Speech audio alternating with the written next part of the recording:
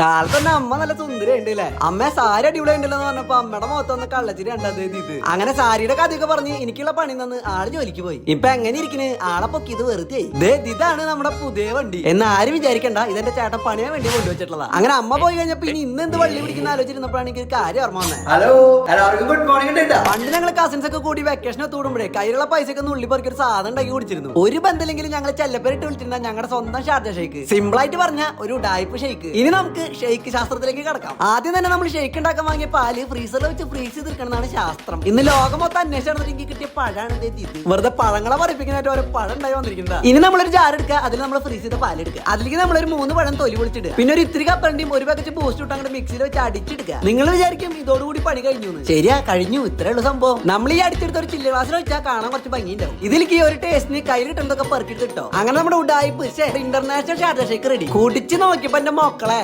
അന്യായ സാധനം. എന്റെ പൊന്നു മഹാൻ ഇങ്ങനെ തള്ളലടാന്നല്ലേ നിങ്ങളിപ്പോ മനസ്സിൽ വിചാരിക്കുന്നത്. അപ്പൊ ശരിട്ടാ.